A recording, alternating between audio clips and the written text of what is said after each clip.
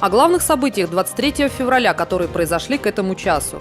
Несмотря на перемирие, украинские силовики нанесли массированный артиллерийский удар по поселку Октябрьский. В Донецком аэропорту пройдет эвакуация тел погибших военнослужащих ВСУ. В столице республики состоится салют в честь празднования Дня защитника Отечества.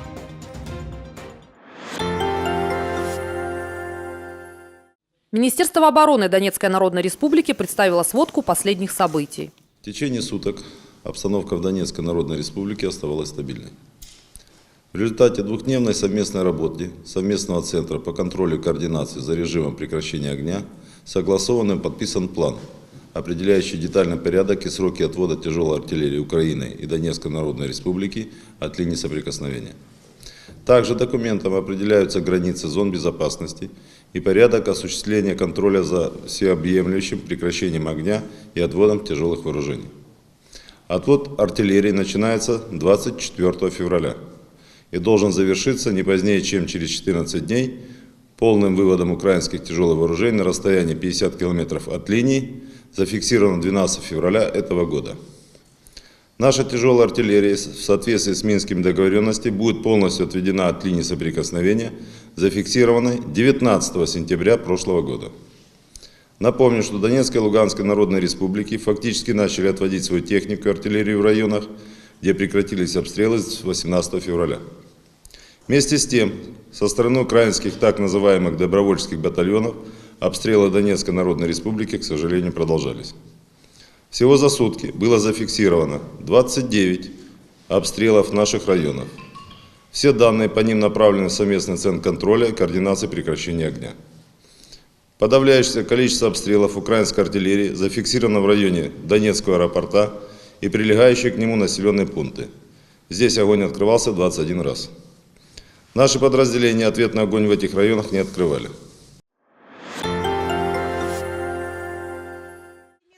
Украинские силовики из минометов и реактивной артиллерии обстреляли окраину Донецкого аэропорта. Поселок Октябрьский подвергся обстрелу предположительно со стороны Авдеевки. Попадания пришлись по жилому сектору.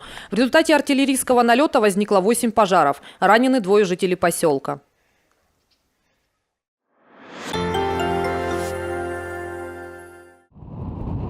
На территории Донецкого аэропорта 24-25 февраля пройдут инженерные работы с целью эвакуации тел погибших украинских силовиков. Заместитель командующего корпусом Министерства обороны Донецкой Народной Республики Эдуард Басурин заявил, что было подготовлено письмо представителю украинской стороны с уведомлением о предстоящем извлечении тел погибших из-под завалов. Все работы будут производиться в присутствии представителей миссии ОБСЕ и Красного Креста. Чтобы избежать провокации в этот день, письмо подписано министром обороны и отослано представителям украинских вооруженных сил. Басурин пояснил, что при взятии здания нового терминала подразделениями ВСН и последовавших попытках украинских силовиков отбить его, множество тел военнослужащих оказалось под завалами. Часть тел удалось извлечь, остальные можно достать из-под обломков здания только с использованием спецтехники. В столице Донецкой Республики по случаю празднования Дня защитника Отечества в центре города будет проведен ряд праздничных мероприятий с участием одного из подразделений Минобороны, концерт в Театре оперы и балета, а также праздничный салют. Ранее указом главы Донецкой Народной Республики Александром Захарченко 23 февраля был провозглашен общенациональным праздником и выходным днем.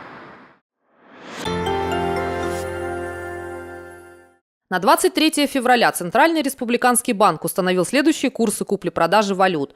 Российский рубль – покупка 42 копейки, продажа 48 копеек. Евро – покупка 30 гривен, продажа 33 гривны. Американский доллар – покупка 27 гривен, продажа 30 гривен.